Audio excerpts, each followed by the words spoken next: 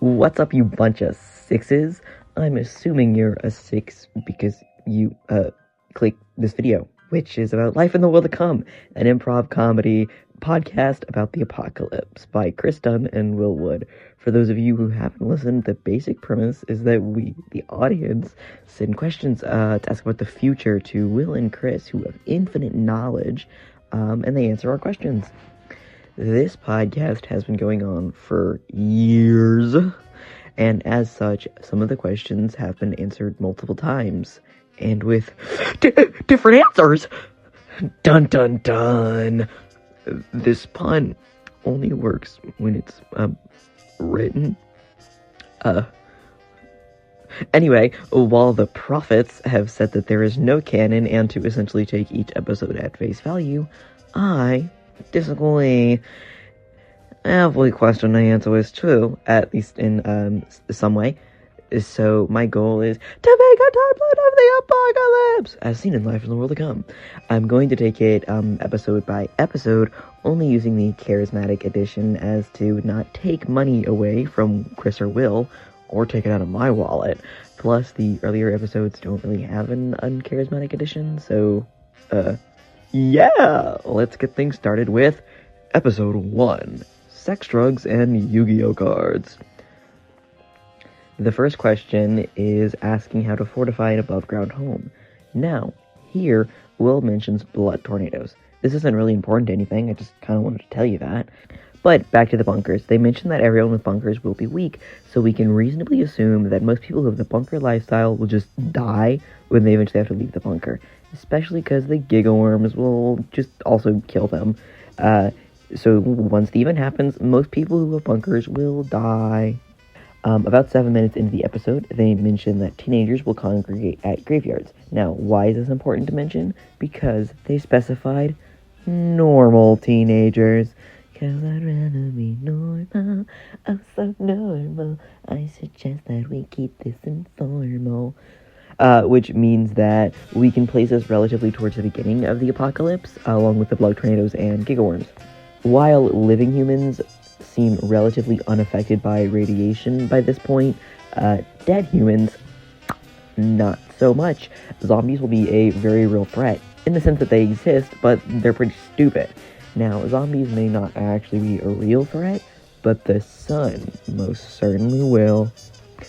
Think of how vampires turn to stone, right, and they, drift away in the wind, like in an animated show or movie. That's what the sun is going to do early apocalypse.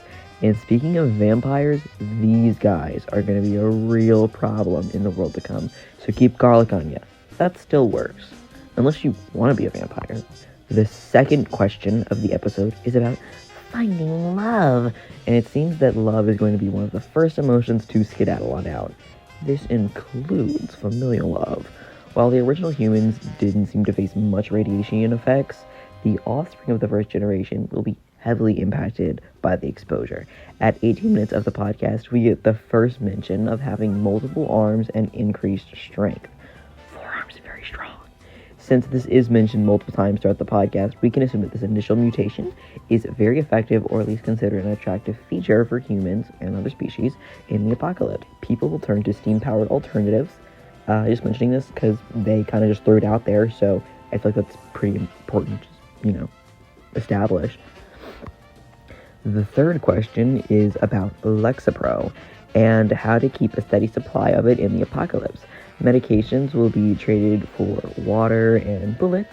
However, by the time the first generation of people are born into the apocalypse and have reached maturity, medicines that have been made safely in a lab will have pretty much run out by this point.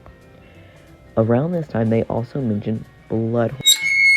But that's not exactly really related to the next point that we're going to put on the timeline. They just mentioned that. See, Will tells us that there will no longer be a cultural norm, a clean slate for new traditions. I personally think that this would take about 2 generations for most of the culture in the life that was to be completely eradicated, though it could be the first generation born in the apocalypse that creates the new culture. Will specifically mentions that there will be no parents to anger, so This is probably after most of the people from the before times died, or at least long enough to where there are kids being born into the apocalypse. We're just gonna put it with the first generation, because we don't have any information on the second generation yet. They start talking about making drugs and doing it in front of your children. I believe that this means that parents will be teaching their kids how to make drugs will be a pretty important factor in the future drugs for the apocalypse, especially since most of the pre-made drugs will have run out by this point. The fourth question is about Yu-Gi-Oh cards. Six-headed lions will migrate from Africa to America. Since it was mentioned that these lions have 4 arms and are very strong, I think this would go on the timeline after the first generation. Now, I don't see any point where we could put that having these cards would be useful, just that after the apocalypse, there will always be time that duel at some point after the apocalypse starts. The listeners of the podcast will be Chris and Will's War Boys. I'm going to put this relatively towards the beginning of the timeline. They also mention different types of war boys, and then some of them will have 4 arms and be very strong. This means that war boys will persist for at least 1 generation. Next is the breaking of the gender binary. Apparently there won't really be gender rigid roles anymore in the world to come, which is great. I think that this is sometime before the next generation, but not exactly at the immediate start of the apocalypse.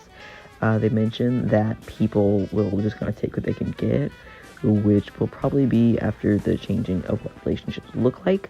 I imagine that gender and sexuality would change after relationships, but honestly, they could happen around the same time. Question 5. Why would God do this?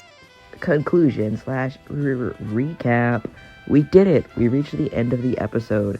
So now we're going over the complete timeline as of episode 1. Starting off, we have the event that started it all. We don't have, a specific thing yet. Later they say the bombs drop and stuff, but they haven't said it yet. So it's just the event as of right now. After the event, the sky will become covered in radioactive ash. The sun is now a threat. Vampires and zombies. Zombies, less of a threat. Vampires, capitalism doesn't really exist anymore, so you don't technically own anything. Yikes! Vampire's gonna get your buddy. Listeners of the podcast will become Chris and Will's War Boys.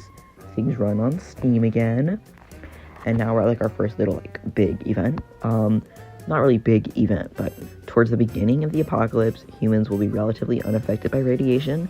Teenagers will be seemingly completely unaffected. Humans will mostly form gangs and cults for safety or stay in complete solitude in heavily guarded environments. Trading of prescription drugs will be common and medical facilities will be ransacked. Love as we know it is gone and relationships are forever changed. People may still have partners, but it's not built on trust and mutual understanding, rather gaining something from the other person. Their kidneys to sell to the war boys. The concept of sexuality and gender as we know it will change. Most people will be pansexual out of pure necessity. Alright, so now we're at the new generation. Alright, the new generation born of the apocalypse will start seeing mutations due to the radiation. Most common being increased strength, extra limbs, and skin made of stone. Once the multiple arms mutation kicks in, medications made in proper manufacturing facilities will have mostly run out. A new culture starts to form. We can assume that most people from the life before have died by this point. Most people don't listen to this podcast, and murder will start to be treated like therapy or a hobby or something your therapist is like, you need a hobby. So you go start strangling cats and killing people to regulate your emotions. Most drugs at this point will be entirely DIY or straight ammonia, and the War Boys will be a very successful group and will persist into the first generation of people born into the apocalypse. And that is the complete timeline as we've got it. If you like this, pretty please push the subscribe button and the like button. It shows YouTube that I'm a good little girl boy and deserving of monetization. But if you'd like to give me money more directly, I sell merch on my Redbubble, and I also do commissions. Have a great day, you bunch of sixes.